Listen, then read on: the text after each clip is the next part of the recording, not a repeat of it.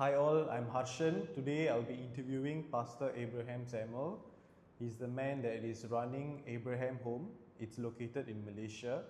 It's a children shelter. They take care of orphans and also children from dysfunctional family backgrounds. Thank you, Harshan, for your interviewing me. And thank you for welcoming me to come for your media. The first time I'm coming in the media. I'm Pastor Abraham. I'm a pastor in the church. I'm a GOC Faith Community Center in Johor Bahru. But at the same time, I'm running a children home. It's called Pertubuhan, Kebajikan, Anak-Anak Abraham. It's a Malay word, but in English is Abraham Children Home. Well, I'm serving the Lord for a long time, and I'm involved more in social work.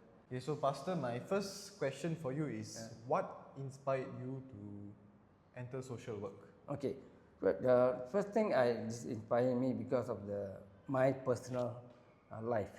Affected because I lost my education. I ended up in more in gangsterism and all the drugs supply and all these things I was involved.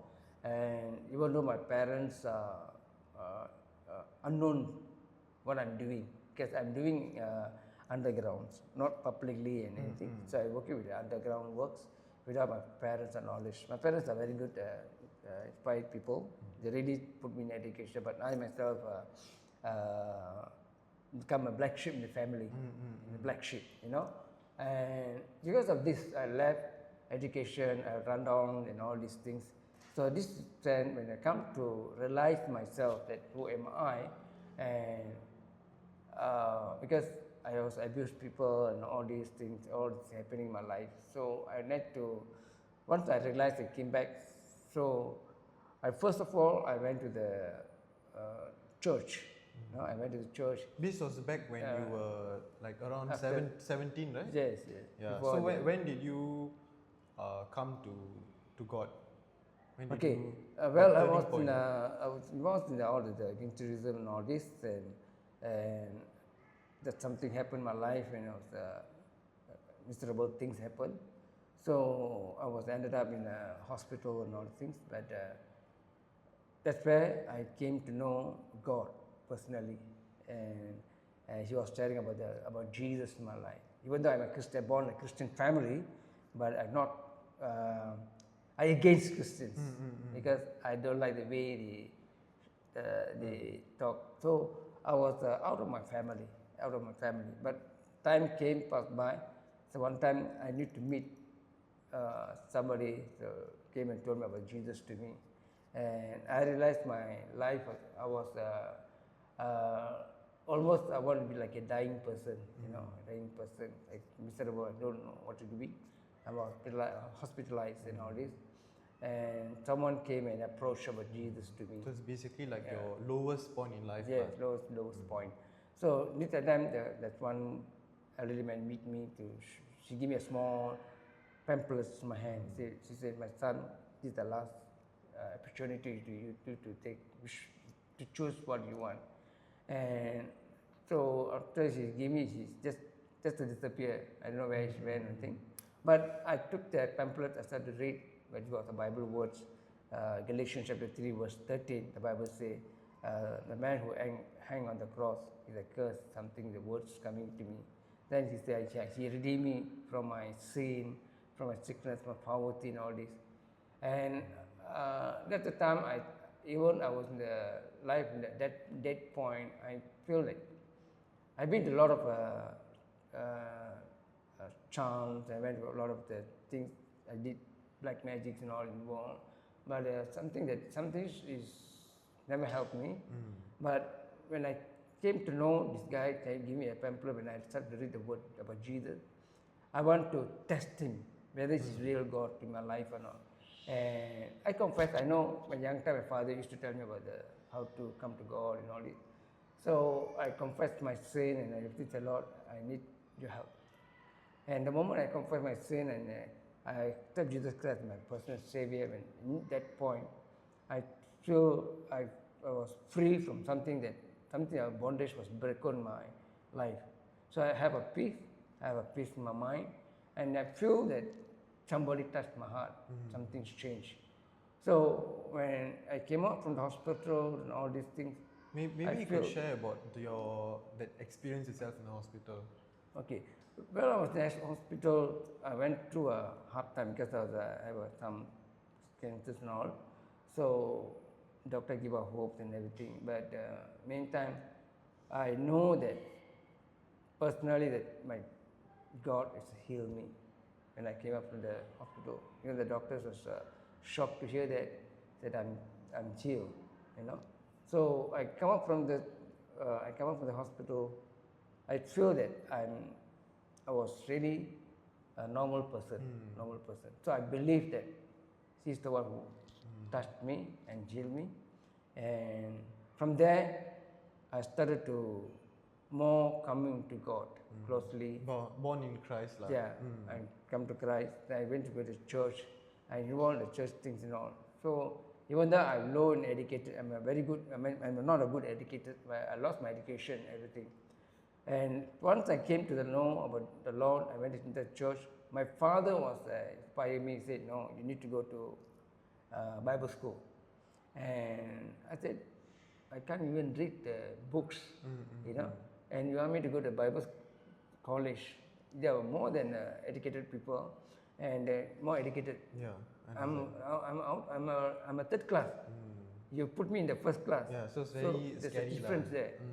But something in my heart is telling me, you go. Even though my father's encouraged, but something in my spirit that is telling me, you go. I'm with you. So when I went in the first time to the Bible school, I was quite nervous because I see the way the children moving, you know, they are very educated. They took a big files of walking around and take a book, Bible, books and all this. So I was sitting there. I feel like an unwanted person. But inside my heart say that something say, I'm with you. The voices keep on telling me, I will be with you. I was with you. So I said, I need a proof. I need a proof. I said, Lord, if you see you are with me, you prove me. You're with me. So one night I was in my Bible school, in the room, I was sitting there in my room. I was sitting. I feel uncomfortable. There's the rest people are resting, sleeping. In the middle of the night, I feel like uncomfortable. I said, why? I must be here. I'm supposed to be other place. So I ended up here. Nothing. I cannot write down. I cannot do anything. Whatever the lecturer said, I cannot understand. So I'm sitting in a mental hospital, like a mental person. Inside. Why I'm here? So when I was sitting, the Bible, my table, I was crying and sitting. But I know that something that is very difficult to say, but I see the power of God as the first time in my life. That was the first time. First, like spiritual experience. Spiritually, it's the first time. Even there's no fan. The windows are, there's no wind, nothing, because the room is damn hot. People are sleeping with the sweating and all. But I was sitting there, so I turned my Bible, the first page. Suddenly I see the wind blow, the page was running. So I thought, why the page automatically running? So I just waited. So they came to one particular book of Jeremiah, chapter 1. So I read the whole chapter. So the book you say, even though you are young, but I put a word in your mouth. You are able to speak, you are able to do everything. So this word was touched my heart. I said, hey, this is a young man, but God can speak to him. The same God speak to me. So I started to read the book of Jeremiah. So the book of Jeremiah said, don't think you are young. I am the God who can put a word in your mouth. So I was shocked. I can read. I was shocked I can read, but I didn't realize. So I said, then once I came to know that you are young, I put a word in your mouth and I will speak to you, because I called you, all this. So when I started to read, I automatically I think, hey, I can read the words. So I started to read. So it's a miracle lah. There's a miracle because I cannot read. I can't spell. But this thing I started to automate. I just take automatically reading. So something is unbelievable things happening. So I started reading, and my friend looked at me. He said, Abraham, you're reading the Bible. I realized the guy telling me, Abraham, you're reading the Bible. You're reading the Bible. He keep on telling me. But I started to read the words coming out. Then I realized that it's the real God, my life. So from there, I finished my Bible school. I graduated after 3 years. Usually, how long does it take? It's 4 years. 4 years. Yeah. So you finished I completed 4 years in the Bible school. I graduated. So when it came out, I was going around whole Malaysia, giving talk about Christ, about Jesus to people. Because what happened in my life, I share with the more young people. So I go to the drug addict people because I got a lot of friends. My friends are more involved in drugs. So in Johor Bahru and JB Town, I got a lot of friends. So I used to visit them, talk to them about God. Sometimes they look down on me, say, you stupid man, you become Christian, you be holy. Last time you do all the nonsense things, now you become holy. I said, no, something changed my life. So what I experienced, who changed my life? The same God can change your life. So I started to minister to them, talk to them about God. So that's where my burdens come in my heart. I said, why these people be around down? Because of the community. They don't have respect. Unless, first thing, they don't have education.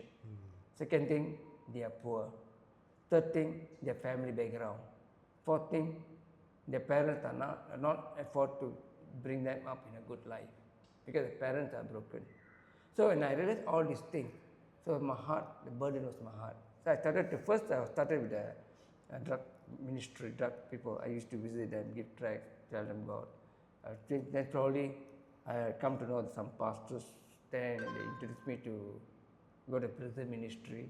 So I started prison ministry. I used to preach to people. So those who are coming out from the prison, actually we are supposed to, I supposed to start a center for them. Those who after come out from prison, I want them to come and stay in the house where I can see them. But somebody promised me that I will get for your house. So once the people come out, you can stay. But that was a big disappointed in my life. The person who promised break the promise. When the people come out, I don't have a house. So that's where I frustrated. I lost my thing. I said, why? Then I was still working. Then some opportunity opened the door for me to enter Singapore. And went to Singapore. There's one called Teen Challenge Rehabilitation Center. He was a Rich Shepherd. Was the. You mean, is it the one at Singapore? Tuas, is it? It's near to the. That's I forgot a long time. Orchard Road, something like English name. Rich teacher or something. Very English name. I forgot a long time already. So I was there for 2 years, drug center. So I learned how to bring the drug addict people come out from the drugs. So how to give medicine, what's the first thing to do, and how the first time they're coming. So we put in the room, keep them in the room, make it a cold room. Sometimes we bath them in cold water to make them the addicts to go out. So all these things I learned and everything. And I started to minister to them. So I was working for 2 years straight. Then my heart was still come back. I was pastoring the church. I was doing pastoring. I came to Portland. Was it difficult to handle the drug addict people? Difficult. Yeah. Well, the difficult part is the first time when they're coming to our center, when the police people from the prison they come out, drugs coming in. The worst part is very sad for me to see them hard because they want the drugs. So we need to put them in a room and have to flash the water on them. That's the worst part. to, because they're screaming and shouting, they are begging us, please give me some drug to jab. So that's part the worst part. But our heart need to be strong enough to do that. Yeah. If you're soft-hearted, sure you follow what they want. But here we need to be very hard. So that part is very difficult, whether Very crying, difficult, screaming, and shouting and all this. So this make me very trash. Now, look, I mean, for them, I look like a monster. You know, Yeah, for them, I understand. look like a monster for them because I'm very brave enough to sitting them, make them sit down, pour water, bath, and all this. So they think that I'm the only, I look like a monster for them. That's the difficult part when they're crying. Is they feel very pain. But once they come out from the drug, that's where the joy is there. That's the first difficult hard time. So I was 2 years there. So left the ministry. I came to Johor Bahru. So I started to be a pastor in the church. I went to Portland. So pioneering a church in Portland. So all finished. So my vision turned up to the children because I was in Portland. I had a lot of children because they are the children with third class people, all drug addict children, alcohol, the parents addict to the alcohol, the children let go. So where I was ministering in Portland with the children, so I had to bring them to a church and give some education for them, helping them financially. And so this is where my heart was ready. Go down. I need to help this type of children in my life. That's where my heart was really burned to help children. And this was 20 years. I said I want to start a home, but I don't have experience.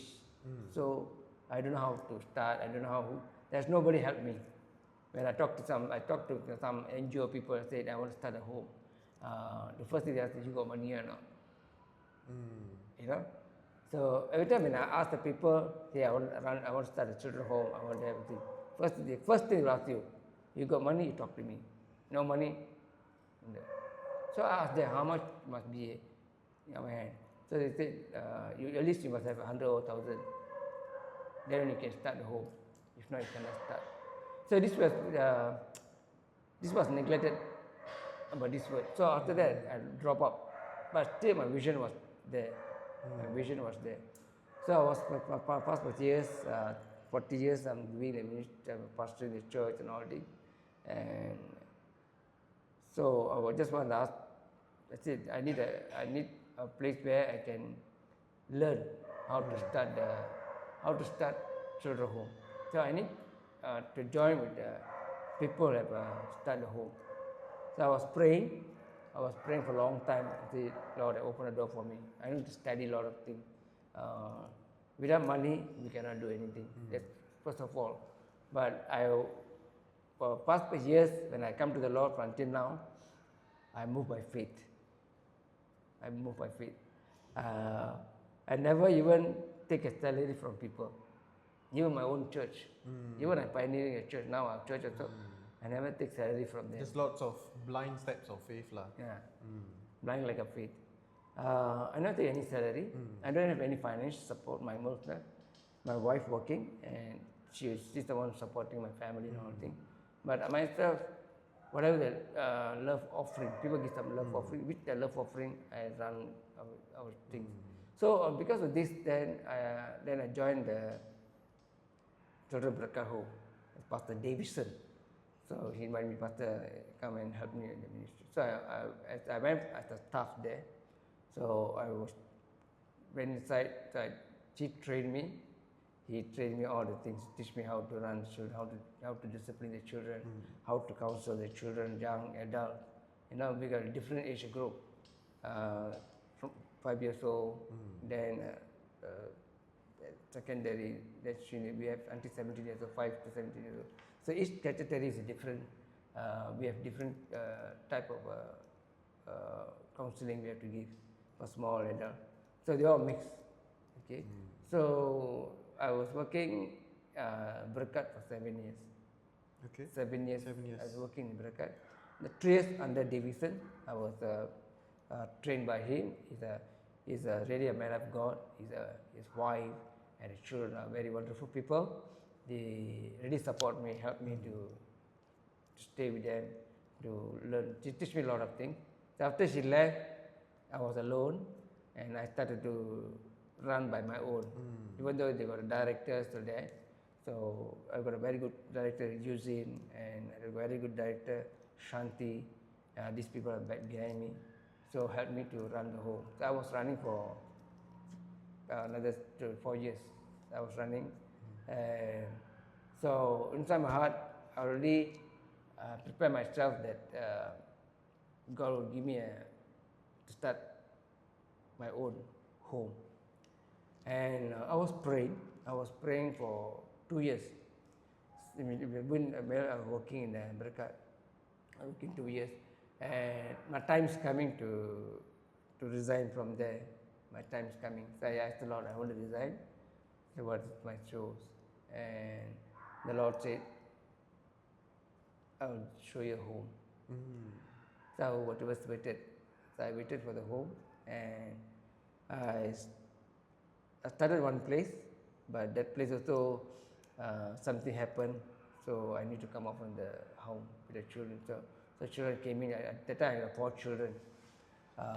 4 children from standard 1, standard 2, standard 3 children, the 4 kids. I stuck the 4 kids without support.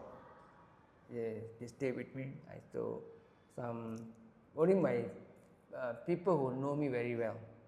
People who know very well, they come and help me, provide the provision and all this. But I got somebody, 2 person. I was very high hope they will come. They will become. I thought they will come and support my ministry and all. But some misunderstand, so we cannot work together. But they told me to work under them. So certain things I cannot agree because their views and my views different. So I told them cannot. Because I'm the founder. Internal politics lah. Yeah, I'm the founder. So you cannot press founder to become under your things. Understand. So I think about it, but they told me you stay here, you have to work under us. If not, you have to leave. So no choice. So I briefly told them, give me another 1 month. And you move out in 1 Move month. out. Yeah. That was by faith. I don't have anything. Nah, he didn't have any plan. No need plan, nothing. He just said it first. So I asked for them 1 month. So they said, okay, they told me by 30th, you have to leave. Another month, you have to leave. So my mind was blown. So I shared to my wife, and my wife also, we are struggling to know what to do and all this. But we pray about it, and we pray about it. I say, Lord, if you really call me, because I only trust you. I don't have any friends. I trust you to start this home. And when I was praying, and God opened the door for me here, Mr. Sentral, by truth, this husband and wife. And they came to our church. Actually, this family came to our church, and they know that I'm running a children's home. They know my problem, what is going on, and this. So I shared with them. I said, I'm looking for the house for the children. And this couple opened their heart. They said, Pastor, don't worry. We have a house. You can take the house to run the children's home. And so they give this place without any deposit. They didn't ask any money, anything. They said, Pastor, you just come in. You just start the house, the children's home. So I'm already here for more than 8 to 9 months. 8 to 9 months I'm here. And so by faith I'm running. We were able to pay our electric bill, water bills and all this, and maintenance. But the rental for 2000, they still not open and ask me anything. Because they say, Pastor, you start first. What you can do, how much you can, they tell you can give. just pay. So that's why we are running our home here.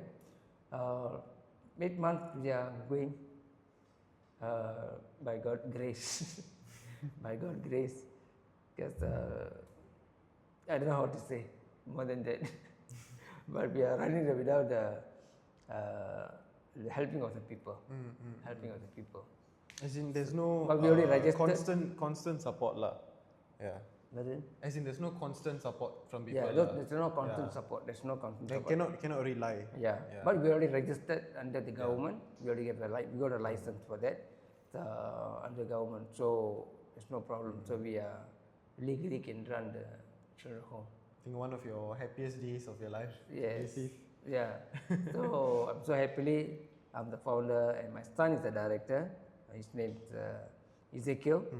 So other 7, we have some other 6 people are under their director, so the committee people there. But they're not more involved here because they got a lot of their own personal life working in this. But I'm the only one who running here. So everything under me. Yeah. So I have another man with me, Brother Alex. He was a very helpful man, and suddenly he passed away. So that was the biggest disappointed, So he left. So now I have another brother, Brother Nathan. So he's helping more in our home, trying for everything. So now we were only my wife, myself, my daughter, my son, and Nathan. We are moving around, but financially we are not. We are down. Financially, we are very down, but. We are looking forward that some sponsors will come forward and help us, because our main concern for the children, education, nothing else. And the children are here. Some children single mother, others don't have a parent. But financially, we are the one who is supporting them, because the parents are not, the single mother is not effort to support the children, because actually our home, we charge one children 500. Just for simple 500, but we are giving all the facility. They have very good home, very rooms, everything we giving them, education. Yeah. We have transport, we all be giving. But that 500 also, the parents not able to give.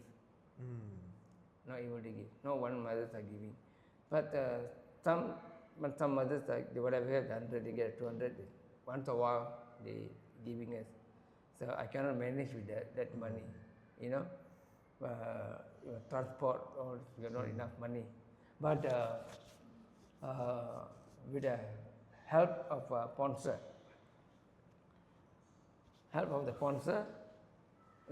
we are running the home.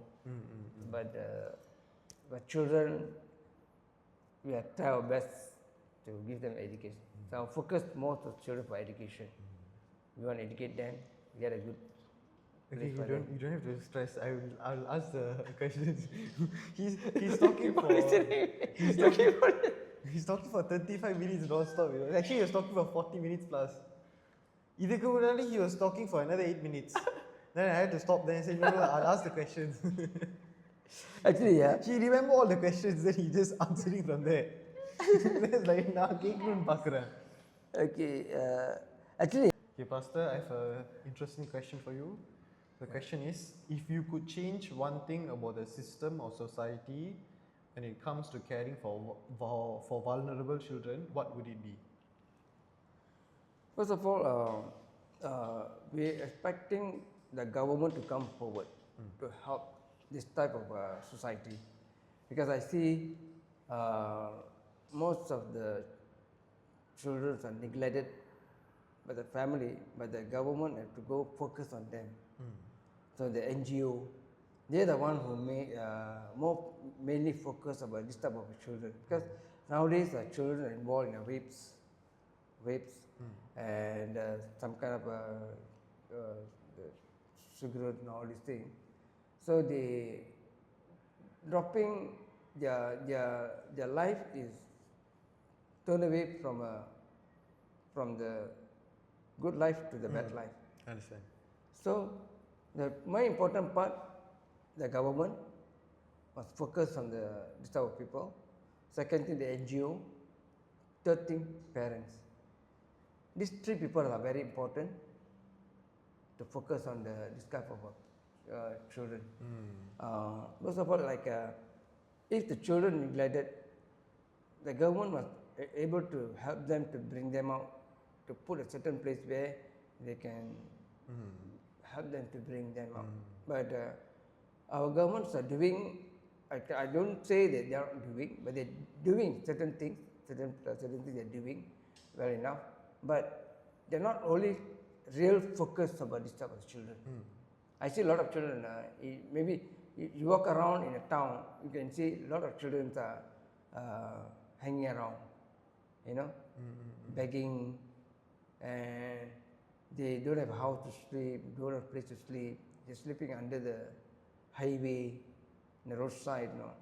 So to me, that the first thing, the NGO is the more important. Even the government have a lot of things to do. I don't blame the government. The government are doing a lot of things, but the people who that lower to come like NGO, they the one have to have a focus on this type of children. But like me, when the children coming to me, I'm taking care. So some NGOs are coming and see helping us. Some NGOs first thing they see whether you're well enough to do the work or not.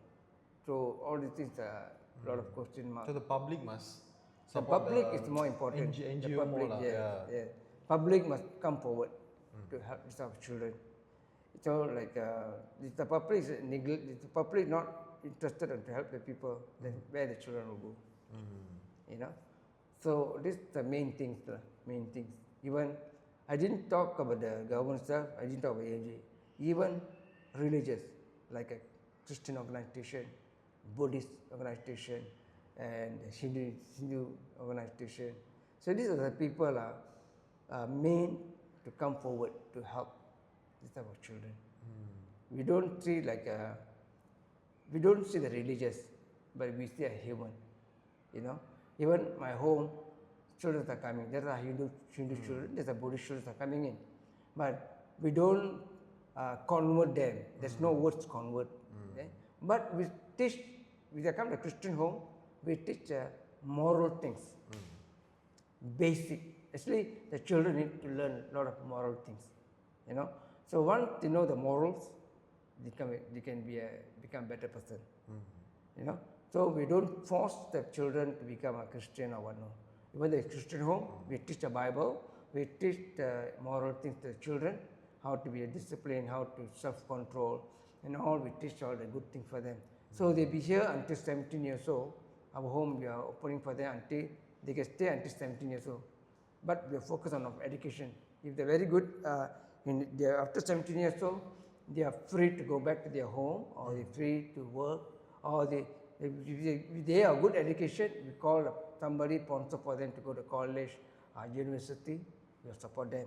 So some children not so they're not so good in study and everything. We teach them handcraft works, like we teach them haircuts, and we teach them computers things, automobile. For girls, we teach them tailoring. You know, some we teach them model thing, do the model thing. These are the things we have a home yet to teach them, because once they leave the home, some children don't have parents, so they don't know where to go. So maybe we focus for them to call some NGOs or call some sponsor to help them. Okay, these people, this girl are good in haircut, so we get for them a job to work there. Maybe they can take course from there and study course and think if you're really good and I think maybe we can call upon, okay, these girls are qualified for the hair cutting. Maybe we can open a small shop for them. Let them do the business. So this way I will focus our home children. So the first thing, the NGO have to do that thing. They must support this type of home to go and see they help them. What the home need. We whatever we want to do on money. Yeah. Without money, we cannot do anything. If I call one person to come and teach our high cutting, of course, he also, he said, never mind, do volunteers, never mind. Some people ask for fees because they're traveling up and down. So I need money. You pay, I come teach. People like music. Some volunteer come teaching. Some people say, no, you must pay one children for 200 or 100 ringgit. You must contribute, then I will come and teach. So we need finance. So in this type of situation, we need NGO to come and help us. Okay, we support the children music, we support for the children for the whatever they want, and buy the books, education, all things. So this NGO is a more important play part for the government, for the society. NGO is the main person. They the one can do a lot of things for the stuff of a home and children all. So we're expecting public also, they also can do a lot of things. So far, for 7 years, I said public more helping than NGO. They really, public are coming forward, helping. They are really helping. Chinese, Indian, Malay, they really come out helping. So they don't care. To me, I understand, they come, sure, Pastor, we give it so much money to run. So this way we are running our program. So I focus, I tell them, NGO must stand forward and the public work together to help this type of home. That's what I'm expecting.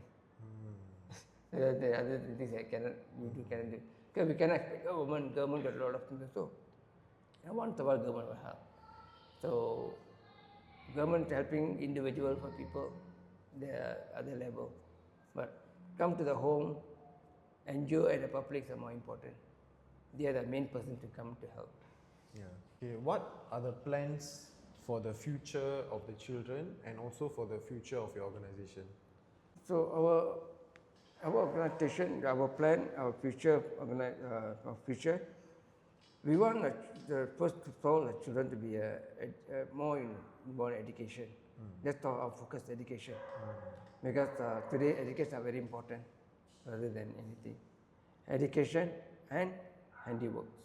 These two are to back up the children. So we are focusing the children, those and the well-studied children focus on study. The lowest cannot afford to they're not that level. We focus for the handiworks. So we want we're expecting more in practical things to come in. We need more practical things to come into our home, that people to come and teach us for our children. So the main focus, our home to grow, we are more moving with the lot of new technology like AI is coming in. So we want to teach the children involved in stuff of the university study, all these things. So we are more expecting people to come and help us in this way. So we are moving in that level. We want the children to be more independently to work out. You also said you are working on creating a bank accounts, right, for the children. You can share about that. Our home, we are opening a bank account for every children. We already opened for few children here. We have 4 kids now. So for the 4 kids, we already opened a bank account. So this bank account, why we open? Sometime for Christmas time, they give some love offerings. Chinese New Year, they give ampao. And Hari Raya, they also give ampao. So this money we collected, we will save for them. So sometimes we use that money for the children to buy books. Sometimes we use the money buy for the children because we make sure we tell the children that we are buying this thing under your money so that you need to take care. Okay. That's the first thing. Even though our sponsors are giving, let's suppose they're tertiary, even the sponsor giving. But when we give freely for them, they don't taking care. But we take the money and buy for them. Wow, they keep the thing. I understand. But the money we save for them until 17 years old. We will keep the money for them. We save the money for the children until 17 years old. When they leave the home, we will take the money, we will give them. We don't know how much. Maybe Some children can get 1,000, some children get 600, some children, okay, depend on the money how coming in. So we also, if financially we stable, we have enough stable, we also contribute some money for the children in the bank. Maybe we can put 50 ringgit every month for the children. Every children, we put 50 ringgit 50 every month for the life saving. And when they leave For the their college funds. for fun, for thing. Maybe they want the money to use for their fun, or do work something. After 17 years old, they're leaving, we will surrender the money, the money to them. So with this money, they must know how to Use. use and survive. That our home, we are doing that for the children, benefit that. Yeah, This is interesting. it's good for, that's this way we teach the children. At least they know that our home do something for them, because they're doing a lot of work also, you know. So we always give reward for them. So some sponsors sometimes say, okay, pastor, I'm giving 100 ringgit under this name, the girl or the boy's name. So we show them, see, the sponsor give you 100 ringgit. So make sure I bang it, I take them, I put the money for you. Because I cannot take the money. They only, I can bring them, can get the money. If not, I cannot take. So make sure they know that the money, the children must black and white, they know, oh, I got 100 ringgit. So I tell them to write in a book. Okay, today somebody give 100 ringgit. You just write at the time. Okay, today I already banging 100 ringgit. So you also write in the book. So you know your money how much in the bank. Or maybe you need the money to buy. I take out. So you must minus. Okay, today I take 100 ringgit for my pocket money to buy books or buy shoe or school pants. You deduct from there. So I teach the children how to responsibility to handle their finance. So we teach the children. Maybe you could share more about the type of backgrounds the children are coming from. Okay, some children background, the father is the drug addict. Father drug addict and single mother. So they got 4. So now at home we have one family got 4 children. One family got 4 children, and the father is the drug caught with drugs in the prison. The mother is single mother, so they cannot stand cannot chill the children to other house or anybody, because they are working in Singapore. Even though they are working in Singapore, sad to say, they said the children, they say, pastor, we cannot help, please help us. So we are helping them. But if you charge one children 500, 4 children, how much already? 2,000 already. I think so they can pay the money. So we don't charge anything. I told them how much you can give. That's all. So the standard children, nothing coming up from them, you know. But we support them. We support them. Some parents enjoying it. They leave the children, they don't think about the children, they think about their future life. They're enjoying with another man, going out for fun, all this, but they never focus on their children. So, let's have the children. I become a father for them.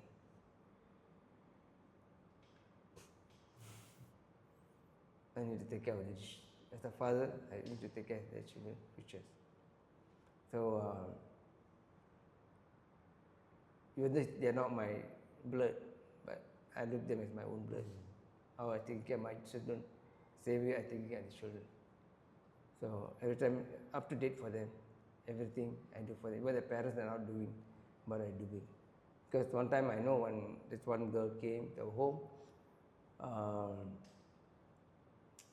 it's a girl's problem, and it's the first time when she was a period, she was got a period. She wants something to eat because she has frustrated something to eat, and I saw her face was pale, very pale, and he was sitting alone. And I asked her, what happened? Then he said, I think she opened her mouth at the time, pain. So automatically I know because she needs something. She needs something. And I asked her, you need anything? Anything? And first he was shy to say. She don't say. He was hiding. She don't. So I forced her. No, you must tell. So I told her, I'm your father. Don't think I'm a third person. I'm your father. You're my daughter. You have a right to ask anything to me. I'll do for you. And she was shocked.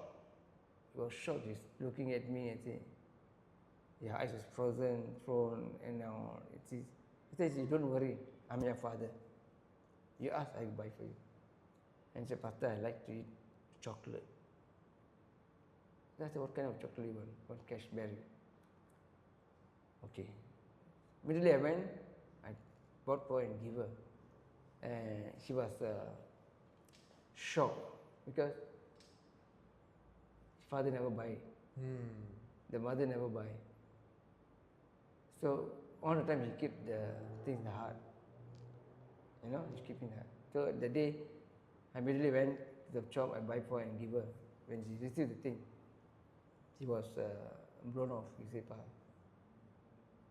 so far nobody done to me this thing. I keep it on my heart, but today she buy for me. She feel comfortable. Very touching moment. Touch, because sometimes the children know that to ask. They look us like a third person. So what I do, I don't show them that I'm a third person. My personal life, I don't show them I'm a third person. I always become a father. Father figure. I'm very strict. I'm very cold to them. So certain things. So I sit and talk as a father, as a relationship, as a father-daughter, as a father-son. So I, with my wife, very close to the children, show that we are the father, mother to them. So they can put a trust on us. They can put a trust on us. So whatever they ask, I do for them. So make sure I tell them, I do this thing because I want you to be a better person.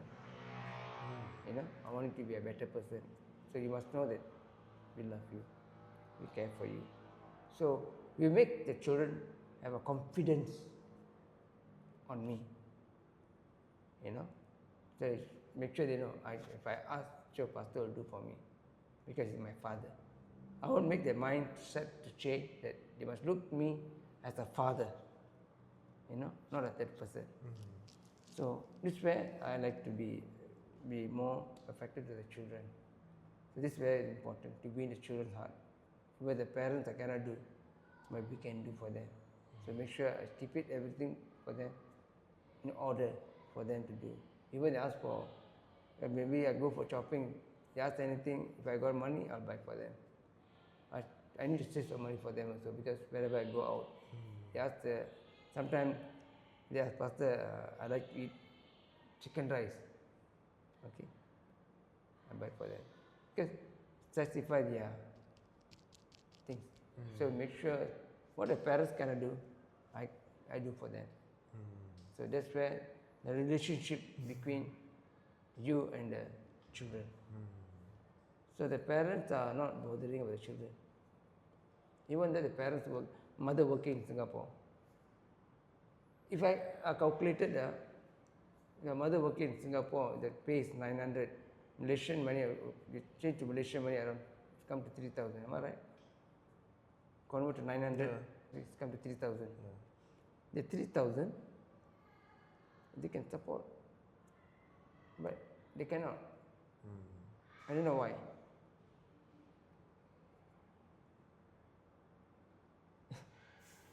$3,000 is a lot of money a day.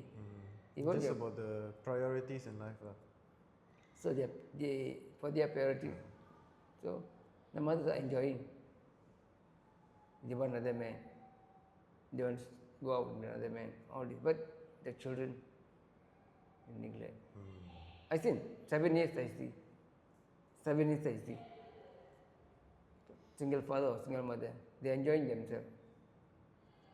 Nowadays, Even you see in the phone, Instagram. Some children parents are there. I see Instagram doing a lot of funny things, enjoying makan here, going outing. They can go outing, enjoying outside, Selfish lah. selfishly, but they never think of children. So I see this all very sad, but I cannot look at their personal life. I cannot involve, but I can tell them, say you're enjoying there. Why can't you come and see your children or help something, contribute for the home? The mind not working. So this is very, very sad to hear that. Because nowadays we can see all in the phone. I open the Instagram, a lot of things are going on. Some children's parents are on the phone. They think we are fool. But we can see whatever going on. Till today I can see. Some others are involved in Instagram doing funny things or enjoying going out here, another man taking drinking and all. But the children are here. They never even think about the children, future. But they're looking for their futures. Enjoy. So this way is very sad to hear that. It's very sad. That's why my heart for the children, for disabled children to bring up. Either I don't have any money in the bank, anything, but by God's grace, by faith, I just win. I have a good Full people to help me. dedication. Yeah? Full dedication. Full dedication. So this is what I'm doing. It's a part of my life. So as long as I live, I live for the children, unwanted children. I live for them. Okay, I'll ask the next question. What would you say to potential donors or partners to inspire their support? It depends upon sponsors. Depend upon how they're going to help us. Some they have to come in. They have to come in our home and see what we need. So some people we always expect people to come and see first. So let them come personally see what they can help us. That's very important. That's why I go out every sponsor. I tell them, you come inside, you go around, see what you can help us. So this way we are expecting the sponsor from them.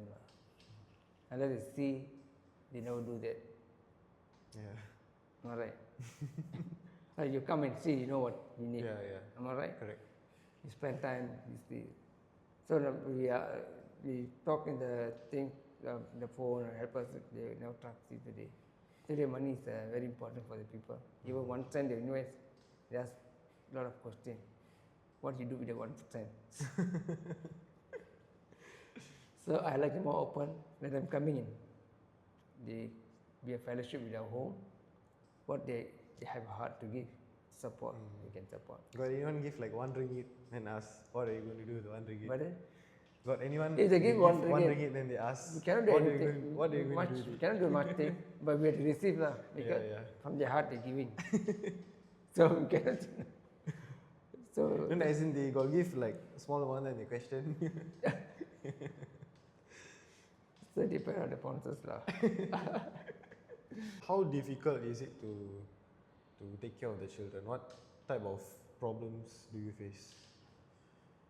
Problems, if we facing a children problem, first of all, their behavior, characters and attitudes are a problem. All the children have this kind of problem. This major problem, the ABC, attitude, behavior and characters. So we need to handle this thing in a correct way, in proper way. Okay, this way they grow up. So first thing, the ABC is a very, very important part in children's life. That's the hardest, to submit to submit. Submission is very important and all this. So the children are sometimes different characters, different attitude, different behavior and all that. So this is the main hardest I'm going through in the home. To come back, they bring them to the level where they are. So you need to mold them lah. Mold them, very difficult. Very difficult, very tough. Sometimes they can against you. Yeah, sometimes they against you. Oh, why you do that one? First thing. Second thing, if they, sometimes the children can complain to their mother, oh, I'm facing this. The mother cannot understand. So the mother straight come without knowing, they can blow you. They can blow you. Oh, what type of home you're living, or like that. They can. But they don't know the truth. Why? What? They never find. Only they hear the children. So these sort of things we have to prepare. So we have prepared everything for them. Their parents come, mothers. We have a lot of things to tell them. You need to prove to them what their children are doing here, their behavior, characters, and all this. So we update their parents. Our update. Yeah, today your children do this thing. So we take a discipline action. Today one case that one boy she went to school. She had never attended the class. He went to the drain to catch fish. So the teacher complained to me, but you have to. The whiteboard below lah. Yeah. The whiteboard below I saw. So complain. So I need to discipline. When I discipline, so my words can discipline.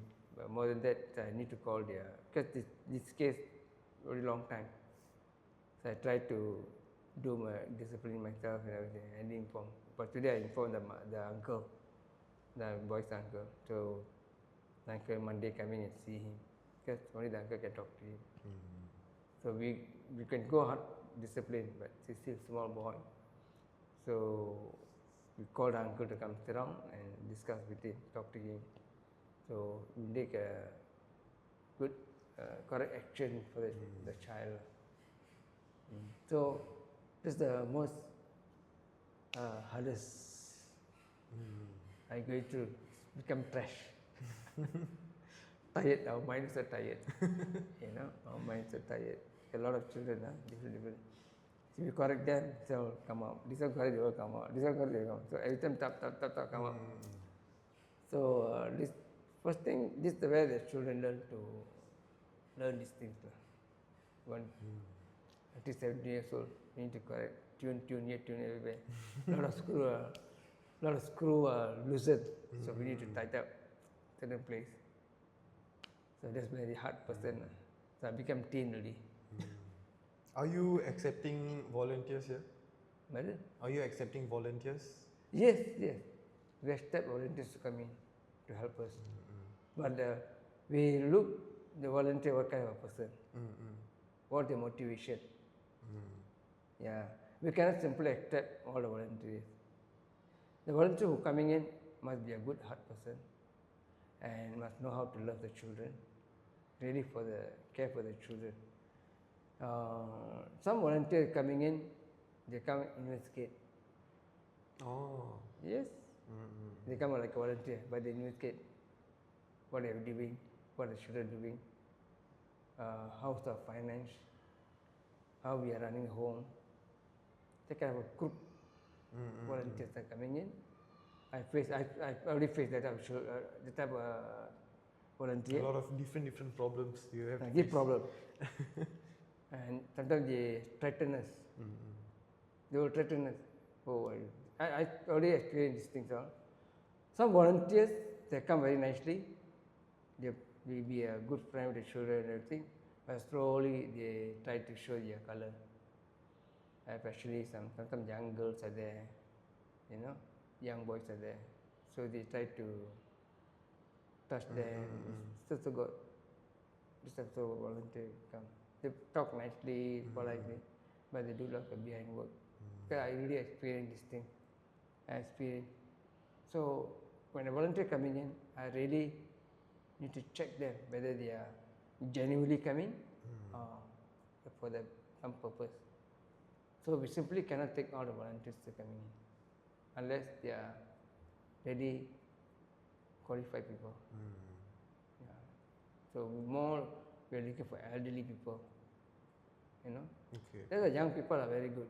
I don't blame the young people, or not all the young people are thing. I think the young people, they can do a lot of modern things, a lot of new things young people doing, helping the children, Or elderly people, they always go for their lowest, those days, how they bring the children, they go away. Yeah. Some young modern parents, they think more open, how to take care. So we need to see the volunteer, what kind of a volunteer that I will need to interview them, talk to them. First of all, I need to, personally I must know them. Like when coming in, I study about you, who you are, what are your person, what is your motivation, how you are playing, how do you talk to the children, how do you think. So all I'm noticing this. So everything, every part, my eyes always going around. Anybody come, my eyes always on them. What's the motive? So we see a genuine person is helpful for us. Ungenuine, very difficult for them. So right now, what kind of help does your organization need? Presently, we need more finance. Because we are, we need to pay things and traveling to pick up the children to school, up and down, So the petrol consumption is very high now. So we need to settle down financial things first. Like food, no problem, because everybody can come and give food.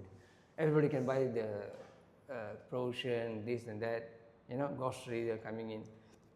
But main thing, finance, because we need to pay our rental, water bill, electric bill, and a tap we need to pay now.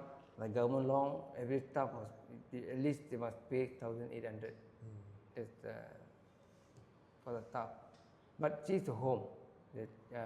People who come to work, they cannot expect that much. Maybe we can pay 1,000, 1,200, 1,001. We need to pay them because they are coming working for the children. They cannot, whether they come volunteer, but we don't pay salary, but we give it like allowance. We don't call salary. We give allowance. So the home, we don't have much thing. So we're giving allowance for them to working here. So a lot of things to only find, go around first money. Without money we can enjoy. The world runs on money. Because our home expenses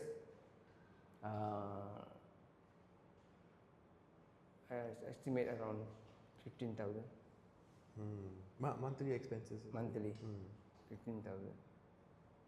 For more children coming in. Now it's come to 8,000. So more children come, our totally expenses will become 15,000 in salary, transport, fare repairs, all this will come. So right now, how many children are there? Right now we have 10 kids. 10. 10 kids, 8 children are schooling. 2 years old, or 2 child. But others are studying. 8 children are studying. So some afternoon school, some morning school. So we pick up. One time we move around.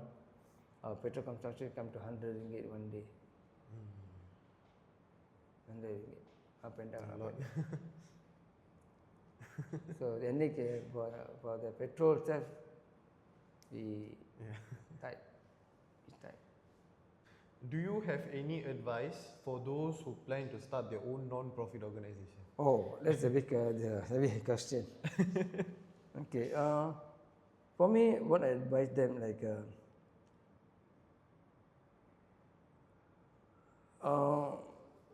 if a person want to start a home, they must be a qualified people. Yeah, they must Must be be qualified. Yeah, okay. Okay, first thing. Second thing, if I speak for their part, they must have stable finance. They must be stable finance. Second. Third thing, the person must be the heart must be there, not for money. Some home, they can earn money. Home parents, this is the name, home name, but they get a lot of money. And if you have that kind of mind, you don't start a home. You are money minded, no use to start a home. And I don't encourage. I don't like. So when I myself, I start home, I didn't think about money first. But still, yeah, money important, but don't take advantage. Don't use the money for your personal. That is my thing. Like personal means sometimes I need the petrol, I need to run. That's my salary I'm taking. So I still got expenses to run home. I got a family. So for my expenses, I can take from what I need for my expenses. But I don't overrule the money for my family, for my sake. Yeah, I understand. The money given to the children to run the home. The people down, somebody telling, okay, I give you 500, I want the children to eat McDonald's. I take the money 500 from my pocket, 200 I just buy something simple food and give them. That is robbery. You are cheating. You understand? I hope you understand what I'm saying. Yeah. Okay? So the person gave 500, he said, okay, Pastor, I give the 500 for the children to buy for them a good food, Kentucky and very high food. But I take the money, I buy simple food for them, the rest money I take for myself pocket and giving. That is robbing. That means your mind is money minded. So to me personally, if I do that, I'm not a honest person. So everything be accountable to God. So I want to be accountable to God. So whatever coming in, I need to settle for the children. So this way I learn. But I don't know how some people opening home and this, a lot of things happening. So that's my advice. If you have that kind of mind, please do. Because you're killing the children. You're cheating the children. I remember you said someone, they run a home and they ended up buying a car. Huh? You said someone, they were running some organization, right? And you saw them after some time, they're driving nice car. Actually, that is a question because sometimes we don't know how they got a car, first of all. You never investigate, like me. I was driving a very old junk car. So my son worked in Singapore. He saw, because I'm going for meeting, I'm going inside the car, breakdown here, breakdown. I called my son, my car breakdown. So he saw that what I'm going through hard time. So my son bought a car for me under his name, but he bought the car for me. So I'm driving the car. That the car I'm using to send the children and everything I'm doing. And this also someone questioned me. Yes, 2-3 people questioned me. Say, hey, Pastor, wow, you take the money, can buy car already. But they never investigate. They never come and ask me. You only see by the eyes you're judging people. There are people. So this was passed to another friend. So the guy last time would support me. Sometimes 100 ringgit, 200 ringgit. And this guy asked me, oh, Pastor, we are supporting your money. I heard you already buy a new car. Close friend. He was hurt. He's very hurt. So there are people like that. Some people they know how to earn money to get a car. So I don't know how. அது கஷ்டம் சொல்கிறதுக்கு என்ன மாதிரி மோட்டிவேஷனாக இருக்காங்க எப்படி காடி அவங்களுக்கு தெரியாது. ஸோ அதனால நான் வந்து I want to be accountable to everybody. Yeah. So my son bought for me the car for me to drive because he want me to be, I go for the meeting, I go for the school children and this all. So most of my car pick care of the children. I never use for my personal also. Only for meeting I go, I take the car. Other than the car, using for the school children, pick up children. That's all. Now we are praying for. I pray for a van, and I was looking for sponsor who can buy for us a van, so we can take the children. Because every time, 4-5 times, I sending the children, not enough place. So I send the children to JB again and come back, and then take the children for JB going. So small car accommodated, very difficult to bring children. So we are waiting for. There will sponsor will come. Help us to buy a van. Waiting for that. You said you were planning to start a restaurant in the future. Pardon? You said you were planning to start a restaurant in the future, maybe. Restaurant. That is So then you can fund your organization, yeah, that's a fun. self-sustain. Yes, that's a fun because we are planning something to do a business, not only for the charity home. So that's also we are working out. We're working out something that we actually my plan, like our children grown up. Some children are we start a shop, mini shop for them. So I told them maybe I chop your money. Maybe from their income, maybe 10% you can give to the home. So I'll teach the children that way. You know, you always remember that 5% must come to the home because you grow up from the home. We done everything. So you must think about other children. So whatever you earn, 5% you give the home. Nothing wrong. So that's why. So just my future to start business, but I don't know yet how long. I'm 62 years old already. Okay, I don't know whether I can do that or not. That's my long run plan. But I don't know how it's be a success also. So Or maybe in the future the children also they can run a business. That's I have no idea. That's so far no idea. It's a nice idea, right? Yeah, it's good. We Run start something together. Yeah.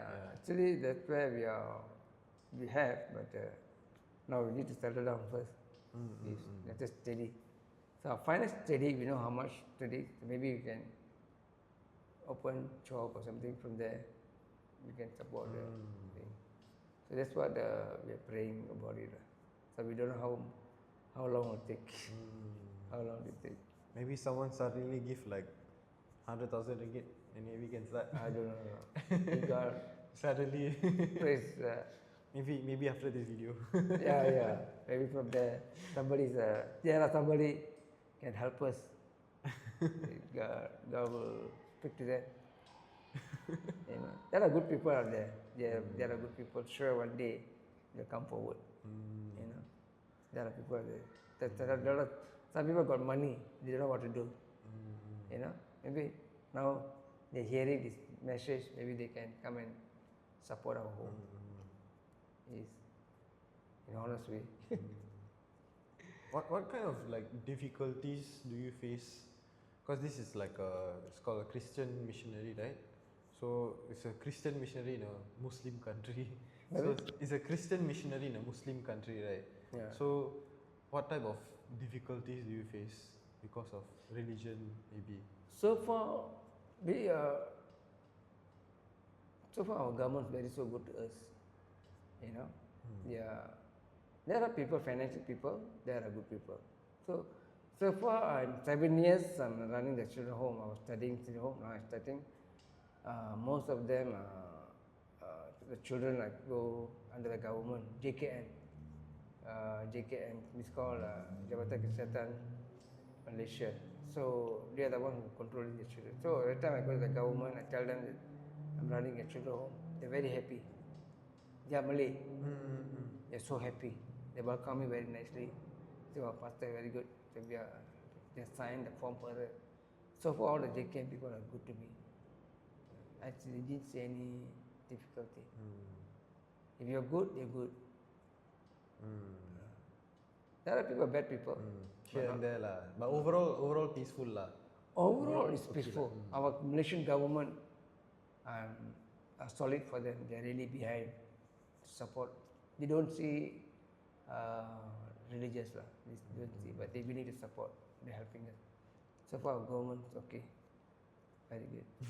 Malaysia boleh. Malaysia boleh. Malaysia boleh. Yes. Any more questions? No. Is there anything you want to tell for the viewers? Okay. Well, thank you for Malaysian interviewing me. So God bless you. I hope all the people who hear about this home, you can come and visit us. Whatever you can support us, you can support. You can call me or you can keep in touch with my brother Kishan. So he also will help us. So I hope the public and the NGO will come forward and help our children home. We need more help from public and the NGO. God bless you. Alright. Thanks for watching. Bye.